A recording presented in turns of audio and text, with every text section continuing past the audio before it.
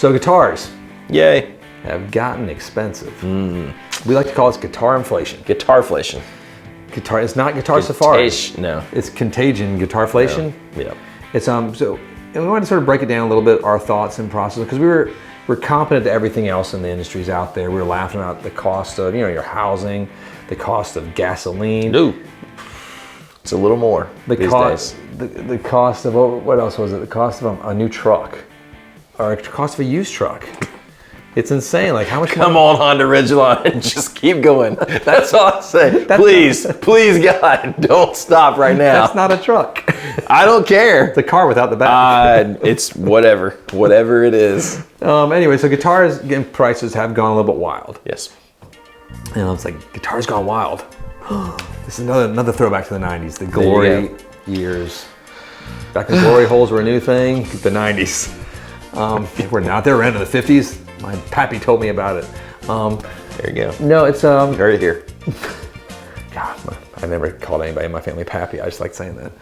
No, it's a lot of things that contribute to this, obviously, with the onslaught of COVID and supply chain. But let's break into the individual things. So first off, let's get to the supply chain. What is happening in California right now? I think there's a lot of boats just hanging out. They're like, well, this is a nice place to drop anchor. And so they're hanging out. They can't get stuff offloaded. This particularly affects the toy industry. So if you want stuff for your kids for Christmas and Santa Claus is not going to be bringing them stuff because they've been bad little bastards, get the toys now. Or buy them guitars. Whatever you want to do. If you can find the guitars or the toys.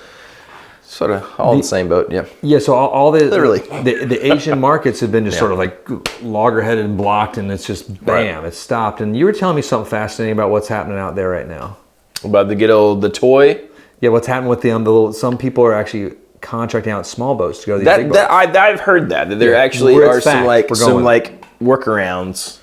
So getting your stuff offloaded from containers, but I don't know. So we looked into it a bit. So we cargo shipped. It gets there. You can hire an outsourced boat that will go there. It's pretty much like going to the express lane in your grocery store. You can pay more for your goods and services, have them offloaded from certain containers, express lane out, and maybe beat this whole boat weight of like 60 cargo ships in line just to get your product to market sooner. And some shops are doing Or at this. all. I think they are. Which is crazy. And some manufacturers are doing this to get their stuff. And so those prices will, of course, not just be like magically disappeared. They'll be passed upon to you. Now, this is not something we've heard in the guitar industry. That's toys. Guitar-wise, though, the prices of getting stuff over here, the cost of a shipping container has exploded. It's blown up. The cost of fuel has exploded. And then the cost of transportation within the U.S. alone, our gas prices have gone outrageously high compared to where they used to be. Luckily, all the guitar companies are charities. They're just eating and absorbing that cost, not passing it along to us. So don't worry. That's not true. Oh, yeah. They're trying to make money. I forgot. Well, they have to cover those costs. But then the wood prices have gone up too, right? They went crazy. Went up, then they went down. That's the rub, though. Yeah, they did go back down. And those I'm sure they readjust the price. Oh, guys. No. Those prices will not be corrected for your increase. That just doesn't happen. And I mean, I don't even know how much that increase factored into the price. I imagine those price increases were probably set before that little spike, right? It will. So when I talked to some of the manufacturers, like the wood increases, like the guitar companies just were taking it on the chin for a bit. Yeah. So they had to recoup that. So they raised the prices, and they're just recovering from that right now. And then the prices drop back down, so future builds will be at a lower wood cost to them, but it's still offsetting the huge hit they took earlier. So they're not going to give the price back to us. They'll probably still have that wood that cost them an arm and a leg, right? Yeah. Well, they'll burn through all that, right? Which I mean, they probably already have, and they're into the maybe not yet, but they're not going to lower the prices again.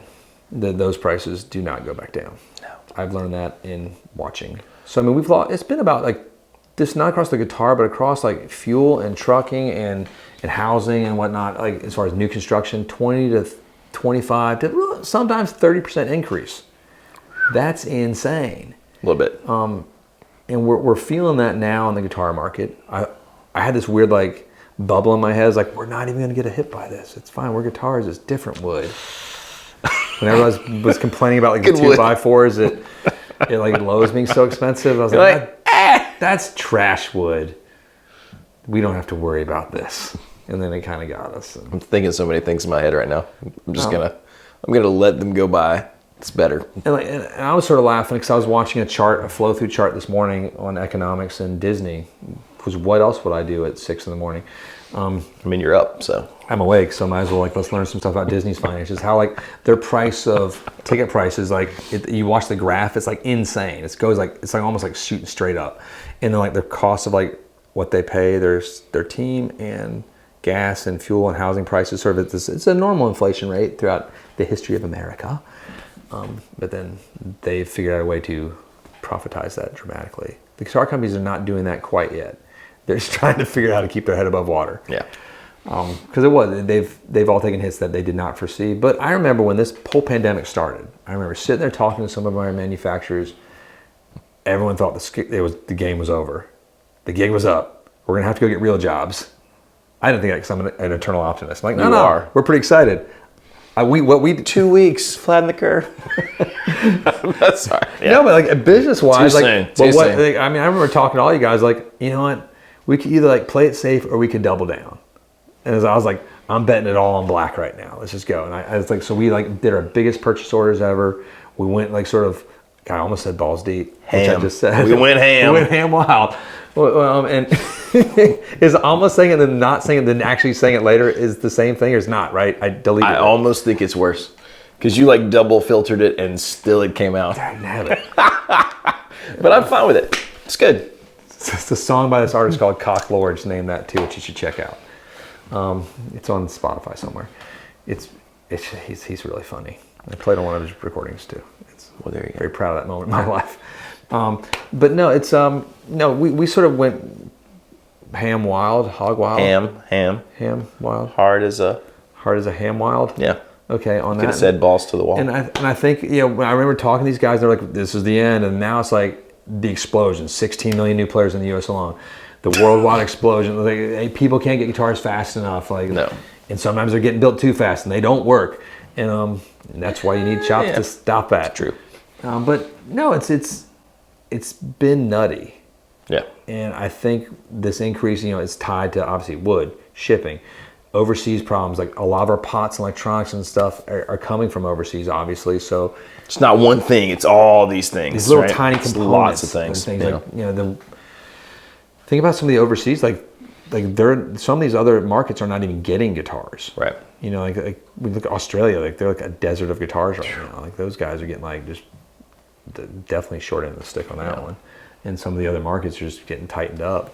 And they're still feeding U.S., massive parts of Asia and Europe, but some of the other markets are just getting tight. And so it's tricky. You got any other thoughts on this strange supply line disaster? No, I'll be glad when everything straightens back.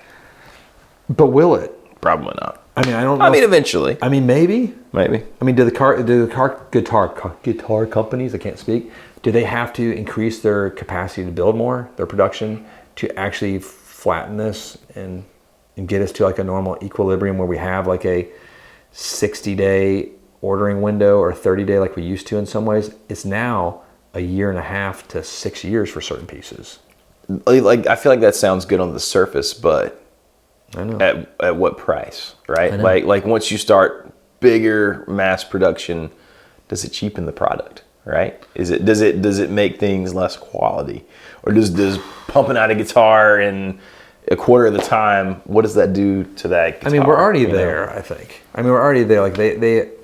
Taylor Guitars builds 1,000 guitars a day. Yeah, that's just sort of something just to it's sort of when I hear that, it's just amazing, because I know lots of boutique makers that they're what?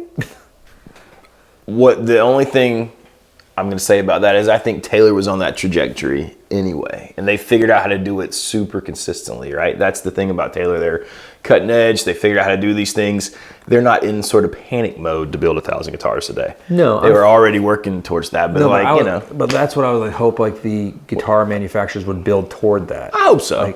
Fender is obviously designed to be a mass production company. Right. Gibson is too.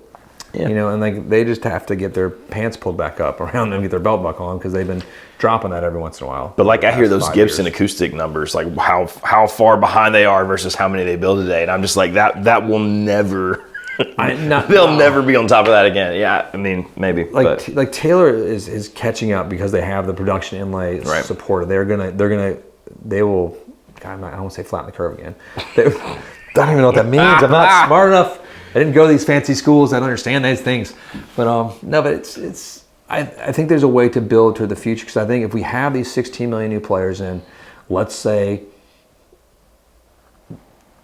10 million of those quit in the first year, so we're not going to have to worry about those, but we're going to still have another few million next year coming in. So it's like we still have to create this equilibrium with production. Right. So unfortunately right now we're all at the spike of this inflationary guitar market. So does that mean there is no end in sight to sort of rising used prices? What do you think? I think there's an end in sight there. Yeah. I think there is. Because again, I'm an optimist.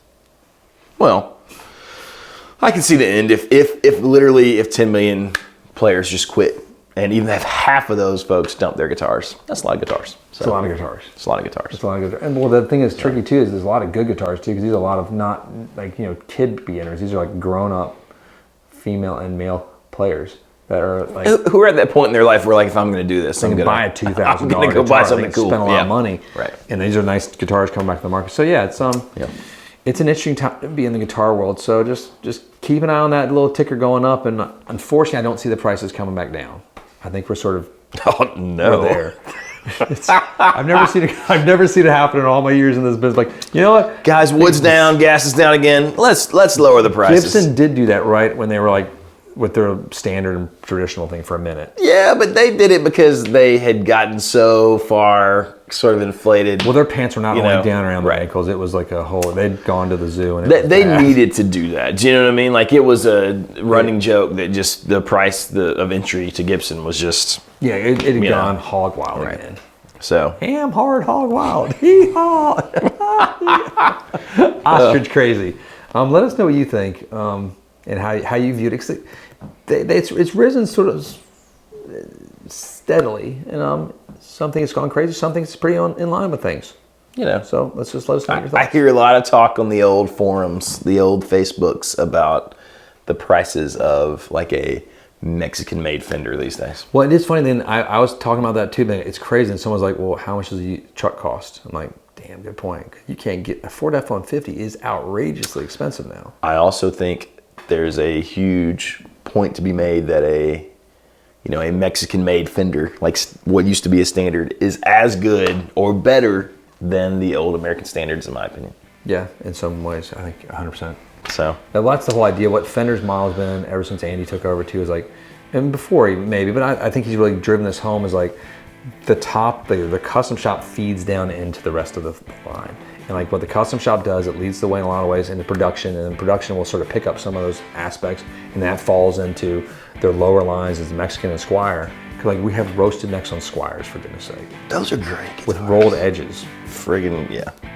$450. I'm just saying, we love custom shops. You got $450, you're good to go too. Or like that pretty American Original hanging on our wall in the shell pink. I know, we haven't even put it online yet. If you want a shell pink American Original, it's like NOS custom shop. That's a whole other video. Whole other video. Take us home, Johnny. All right, hit like and subscribe if you haven't already. Let us know what you think about this crazy guitar market. Is it crazy? Is it not? Are things changing? Are things gonna go even wilder? Don't forget to hit the bell so that you don't miss videos like this in the future. We'll see you guys next time.